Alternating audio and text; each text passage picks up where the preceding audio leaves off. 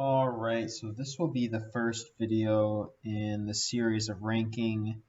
My goal is at least the top 50 starting pitchers based on Fantasy Pros expert consensus ranking. I don't know why I have so much trouble saying that word.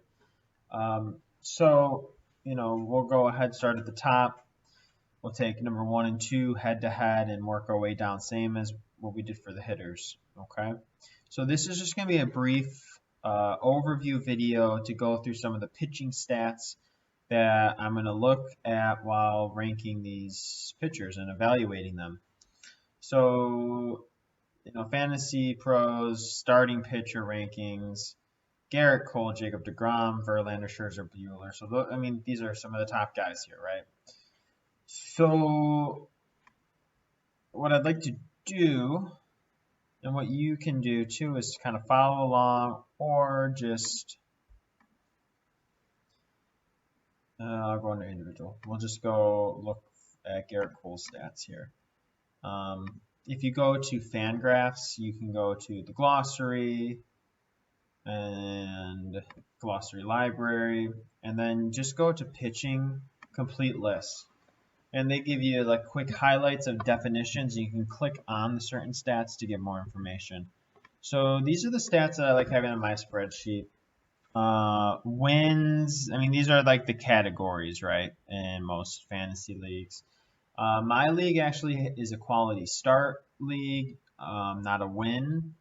However, I import this data from Fangraphs, and Fangraphs currently doesn't have a quality start stat that I can count or that I can import into here, which is kind of frustrating, and I can't find a good site to easily pull off that data, which is whatever, that's fine.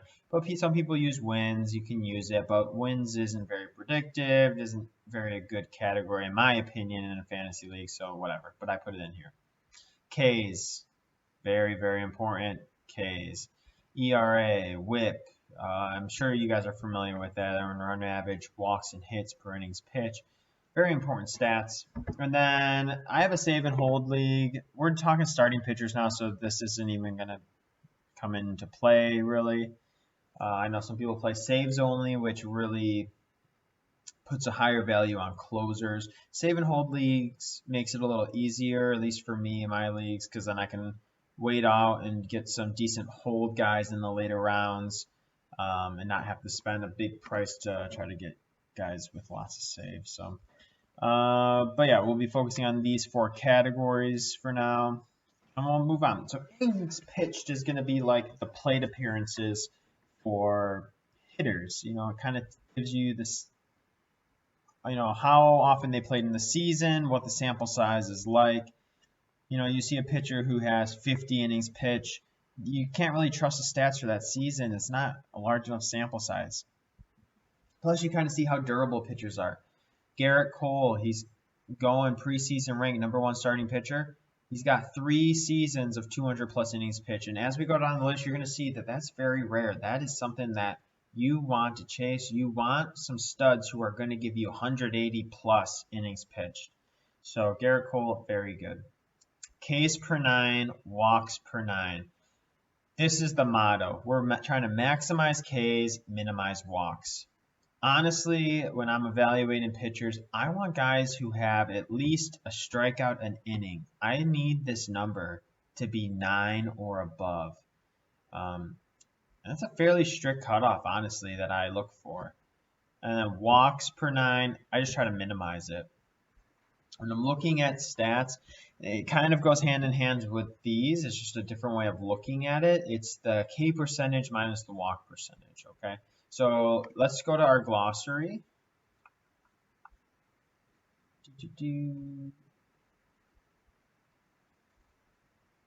So it's often, they're saying for the K percentage minus walk percentage, it's often a better indicator of performance than like a ratio of Ks to walks. Which can be skewed by very, very low walk rates. Okay, so that's true. And then this is the frequency of a strikeout, like divided by the total batters faced, and then walks per total batters faced. So yeah.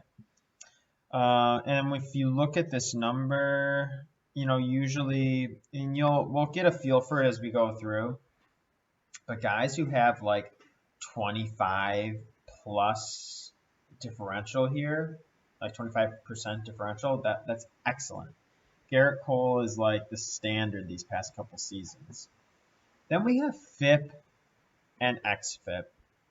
So, I mean, you kind of take a look at ERA here. ERA is like a good thing, but honestly, there's a lot of problems with ERA. I like using FIP and XFIP. FIP is fielding independent pitching. So if we go ahead, just look at the straight up definition. They adjust it for park effects.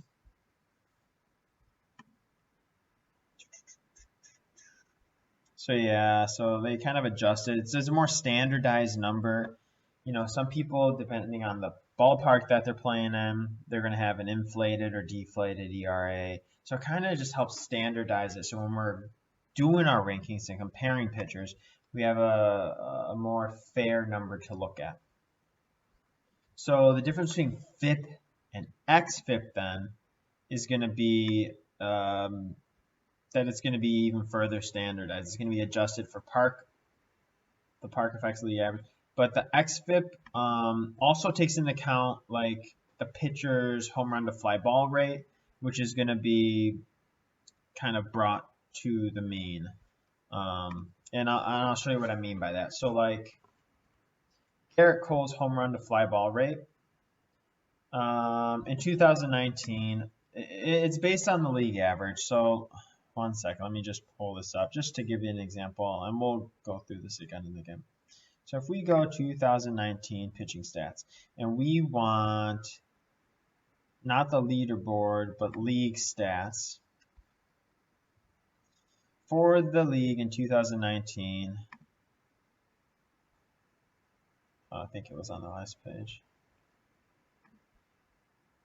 And we want home run to fly ball. 15.3% was the average, okay, based on this. So anyone that is above average on home run to fly ball, which Garrett Cole was last year, the XFIP will correct for that. So his XFIP is going to be lower than his FIP because they're going to assume like, hey, he should have been league average with home run to fly ball, so his XFIP is actually a little bit lower than the FIP. Okay, so a lot of times I like using XFIP a lot more than FIP. A time when it's a problem is when a guy has a low home run to fly ball rate. They're going to adjust XFIP up from the FIP, if that makes sense, because they're going to say, oh, 8% home run to fly ball rate, the average was like 14% that year, so he should have given up more home runs, so his XFIP indicator should actually be higher than what it was. Sometimes that's not appropriate because maybe a pitcher, for whatever reason, they're so good, their stuff is so good that they just have a low home run to fly ball rate, and that's just their norm. So then you look at the XFIP, and it's inappropriately correcting the FIP. So that's why you can't just look at XFIP. You shouldn't just look at FIP. You kind of have to look at both along with the home run to fly ball rate. Hopefully that all makes sense. And as we go through the players, I'm going to bring up these concepts over and over again to hopefully kind of bring that in and bring in those kind of concepts and solidify them in your minds. And like I said, you can read up about it on Fangraphs in the glossary page. They have a lot of examples and a lot of the reasoning and theory behind a lot of all these numbers, really. So we go ahead, go back to the complete pitching list. Next is Sierra. Skill Interactive ERA. It's an ERA estimator. Okay, more accurately capture the performance based on strikeouts, walks, hit by pitch, home runs, batted balls, whatever. Sometimes they have the equation. Yeah, so the Matt Schwartz formula. This is how they calculate Sierra. Do they even have it in here? So they have like all these variables, coefficients. Like this is some very, very deep stuff here. Not important though. So basically, you use it like you use an ERA and know that it's like slightly more standardized than the normal ERA. So ERA, really, I never look at it just because it can be so variable from these peripheral like advanced stats. I just trust the advanced stats more. They typically are more predictive, more stable from year to year than ERA can be. There's just so many uncontrolled variables in the ERA that can really make it fluctuate. So people with and Sierra is kind of like the same scale. All of these are like 3 and below is like very, very good. 3 to 3.5 is good. As far as these numbers. BABIP is the same as for the hitters, batting average of balls in play, but it kind of works opposite. So like his career BABIP is 300. Anytime a batter puts the ball in play, there's a 30% chance they're going to get a hit off of it. So what you can do is kind of say, well, his career average is this, but for last season, like his BABIP was like 250. You know, he was really good, only 25%. You can say, well, maybe this year he's going to regress closer to that career average, maybe allow a few more hits on batted balls in play. So it's kind of the opposite. So like in a hitter, if they're hitting 250 and their average is 300, you would say, oh, well, they're having bad luck. They're due to get more hits. So it kind of goes like that. Home run to fly ball, you already know. You know, for hitters, really good hitters have like 15% or more home run, or like 10% is average home run to fly ball, and like 15 over is good. So for pitchers last year, like 15% was average home run to fly ball. WAR, same as with hitters. You know, I don't really like using it for fantasy specifically, but it's kind of a cool stat to look at. I think that this is important. You know, contact rates. Um, Usually, pitchers who are allowing more ground balls than fly balls have more success. So we look at like the hitters' profiles off the pitchers. People who we don't want them to give up the hard contact. So it's kind of like all of this is inverse of what we're looking at for hitters. The swinging strike percentage. This is a key one. I love it.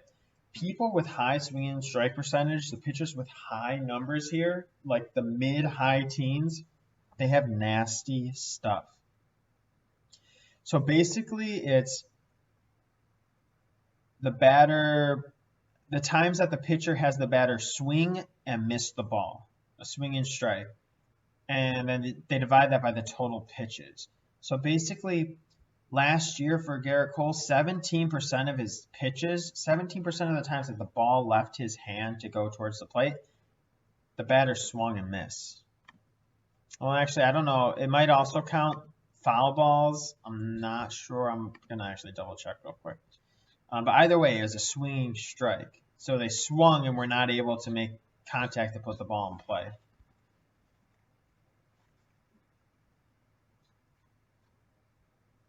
Quite disciplined here. Swings and misses, so not foul balls. So it's just nasty, nasty stuff. So if we do swinging strike, the average is 9.5%. So you get a pitcher like Garrett Cole who's showing you 14, 16, 17% swinging strike. That is very nasty stuff, okay? All right, this is kind of a fun section that I like. So we got pitch velocities and kind of like pitch index to kind of say like how good was their stuff that season. So the velocities definitely I like using. You can kind of see trends, especially with pitchers. If they used to throw 96 in the past couple seasons, they're like 94. You're like, uh-oh, maybe they're going downhill. They're losing some of the gas in the tank. You know what I mean? Usually off-speed velocity I don't care as much about unless there's like a huge drop-off, like a changeup that's just so nasty. But then this is the pitch indexes here. And I like to use this stat where it's like standardized like per 100 pitches. Basically, so what it means is a 1 is going to be average. And then as you go up, above 1, it's like certain degrees of like being better, like it's a good pitch with favorable outcomes for the pitcher when they throw it. So these stats aren't predictive. They just kind of tell you like how in this year how good was his fastball when he threw it, how successful was he when he had the fastball. This is really good, like a 2. That's tremendously like nasty pitch. However, it's not predictive year to year, so you can't say, oh, his fastball was so good last year, it's going to be so good again this year. There's so many factors that go along with this. And like I said, the whole page on Fangraphs if you want to read about these pitch indexes here. But I like to look at them because it just gives you a quick glance of like, oh man, he's got a fairly nasty slider. But like you look at last year and then the year before, like his slider the year before was below average. You look at his career stats, his fastball and slider are below average. So like I said, not very predictive, but kind of fun to look at. And especially like in season, when I'm doing analysis for how people are performing, I feel like that gives me a better idea. But like I said, again, not predictive. And then the last section here is the StatCast data for pitchers. I don't use it as much. I don't trust it as much as for hitters.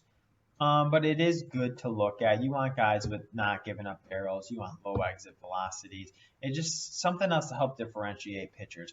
But I will say, like, a top categories, just to summarize, that I like using for my pitchers, velocities, especially with the fastball. I need guys, starters, like chuck in like 94 minimum average, like 95 plus. I need it. Swing and strike, nasty stuff. I need guys who are throwing like mid-teens, like 12 plus percent for swing and strike. I will use these. They're not the best though. So I like fastball velocities, swinging strikes usually. And then I'll use a combination of really all of these, home run to fly ball all the way to like K per 9. And then innings pitch obviously is very important, of course. And we'll keep track of the categories for fantasy. So, that was just a brief overview of some of the stats I like to use. There are hundreds and hundreds of pitching stats out there. I would advise you do your homework, read through some of the pages here on Fangraphs. They really lay out like which stats are more predictive of the future, which are not as good. What they can be used for, stuff like that. So I hope that this was helpful, and I look forward to starting with the top 5 pitchers in the next video. So unless this changes before I record the next video, it's going to be Cole, DeGrom, Verlander, Scherzer, and Buehler. All right, we'll see you then.